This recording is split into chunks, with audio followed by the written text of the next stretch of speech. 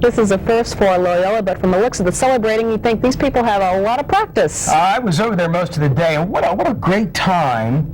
And yeah, you look like you're having fun. I'm telling you, what a great thing for the state. 5 teams, who can believe it? Ladies and gents, for the second time in a week, it is party time at Loyola. I'm telling you, they put on quite a deal for the NCAA selection show. Big screen TV, and all the hounds are heading west. They had to play someplace. You know, I think a lot of kids wish we were here close to home, but you know, it doesn't usually work out exactly how you'd want it. We're looking forward to going to California and playing Arizona. It's a first for all the kids, but they'll be able to focus, they say. It's a business trip. You're going to have some fun, too, but look out for the Quakes.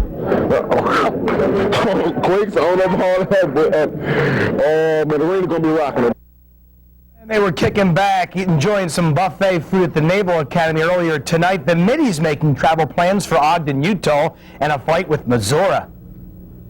I saw him, I think me and Jimmy watched them in November, so I don't really know much about them. All I know is they're good. We're a national institution, and I would expect that there'll be a lot of fans cheering for the number 16 seed to pull one against the number 1. It's never happened before in the 64-team field, so one of these days it's going to happen.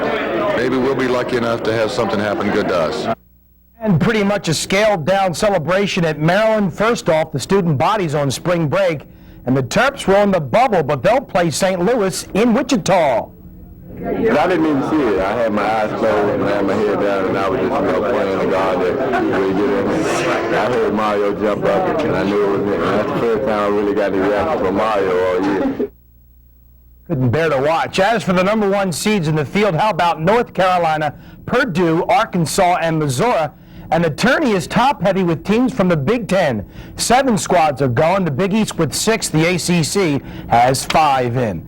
Now the ladies. Loyola's Lady Hounds found out at lunchtime they'll travel to Virginia for the NCAAs.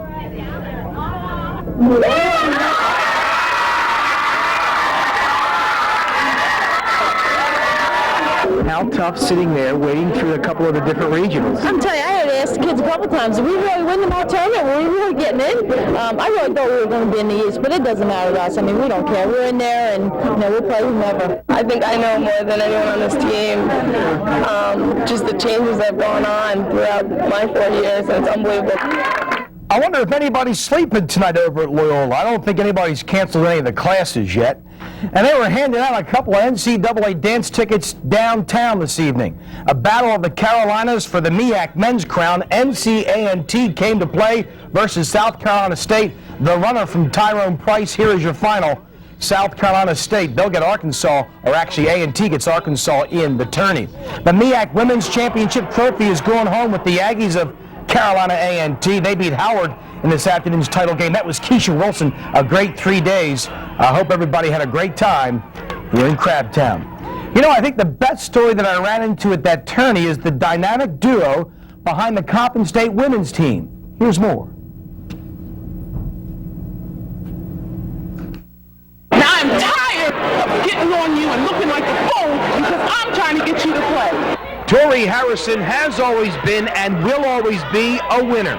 As a player, a parade All-American at Towson Catholic and a 2-time NCAA finalist at Louisiana Tech. In her first year at the helm with Coppin, the Lady Eagles put up a school record 20-9 mark. That brought MEAC Coach of the Year honors. She works hard for the money. You're a wrong woman. Well, I think my girls really work hard. I have a young team and they work hard for me, so I expect the referees to work just as hard as they're working.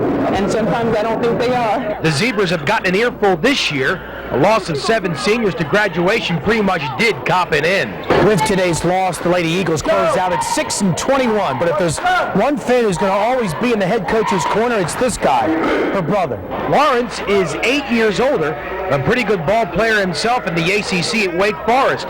Jacob's disease has had him in a wheelchair almost 7 years now. I think it was hard, but he's adjusting well. You know, we're a tight family, and our family's very supportive of him and, anything that he wants to do. Big brother tries to make as many of Coppin's home games as he can, but doesn't mind passing along helpful hints to little sister. And I listen to most of the things that he says, so, I can hear his voice because he really knows the game. And, for me not to capitalize on what he does and what he says, that would be my mistake. Listen, you've had 20 22 turnovers this half. 22. That's the number one game. In your prime, when you were a player, and when she was in her prime as a player, who was better? I like it on his fan. He is not humble, but he insists are avid Oriole fans, and they're not going to like this last story tonight. Another loss today, this time to Philadelphia, the Orioles this morning or this afternoon, down in Florida.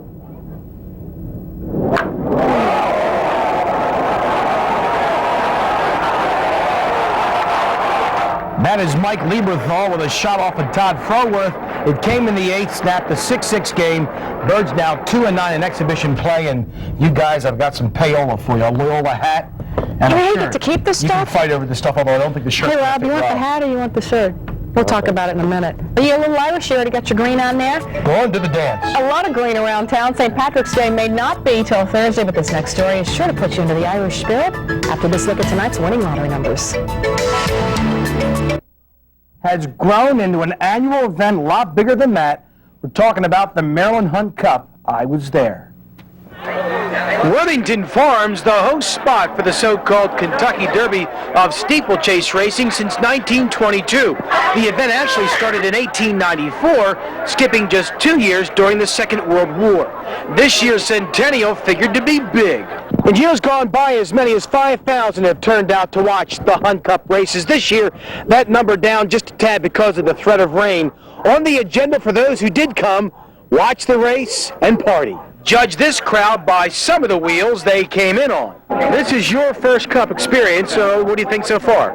Well, I think it's a lot of fun. I especially like the tailgating. She's right. The infield shindig at Pimlico every spring has got nothing on these folks. Compare this experience with the Preakness. Oh, this is a lot more fun. Why? Well, because you can be outside eating smoked trout. While the jockeys got ready, the fans got full. They were generous, too. I'm in the food business. Might get a commercial out of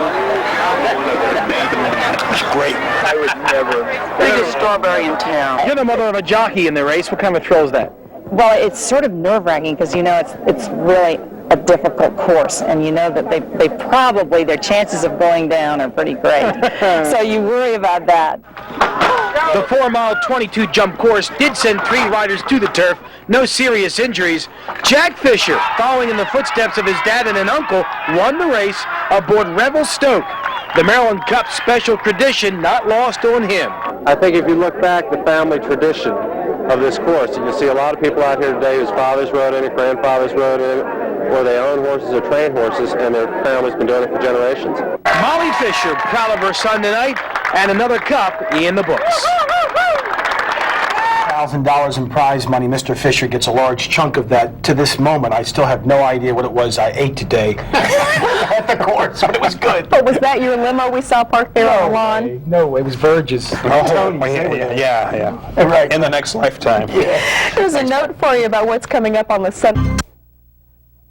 Some kind of troubling news tonight from Morgan State. A lot of great people at Morgan State. Let's hope, and I hate to say this, but let's hope that I'm wrong on this tonight. Bigwigs at Morgan State have yet to confirm it tonight, but apparently somebody has turned in the athletic department to the NCAA for rules violations. Most of them were hearing minor. The 100 or so improprieties happened within the football and basketball programs, which have both struggled big time over the last couple of seasons.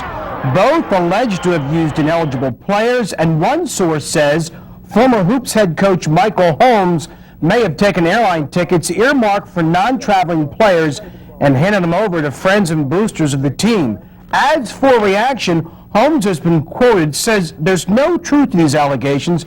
Whoever told you this is a liar. And football coach Ricky Diggs says if somebody is accusing me of something, they better be right. I don't play illegal players. The NCAA will neither confirm nor deny their investigation into the Morgan State Athletic Department, but that is customary procedure for them. Down in Florida, it sounds like the national champion FSU football team has a skeleton or two. The school is looking into allegations that at least 2 of its players took cash and gifts from a guy who wanted to be their agent. The head coach was kind of stunned. But we are trying to get to the bottom of it. And we feel like our program has done everything in its power to prevent something like this from happening. Doesn't sound like the NCAA will be forthcoming with sanctions, although the two players in question will probably lose their college eligibility. Quite a game over at Curly Field today, Loyola and Johns Hopkins. And I'll tell you what, after 11 ties, the Hounds shut the door here in the fourth. Kevin Lutz scored 2 of his 5 goals in the quarter. Check out the rumble for fun afterwards. It's the Greyhounds' first win over Hopkins in 31 meetings. Talk baseball, they waited 2.5 hours at Camden Yards today before calling the Orioles-Indians game. No makeup date has been set. They'll try again tomorrow with Ben McDonald taking the hill at 1:35. And it's happened again. For the 15th straight time, the favorite in the Kentucky Derby fails to win the thing. On a sloppy track in Louisville, a horse named Go for Gin, with Chris McCarron in the saddle, took center stage this Triple Crown season. Go for Gin led pretty much from wire to wire, finished 2 lengths in front of Strode's Creek. Pre-race favorite Holy Bull ends up 12th. The other second betting choice, Brocco, was 4th. Go for Gin hauls in almost $630,000 for doing it in the mud.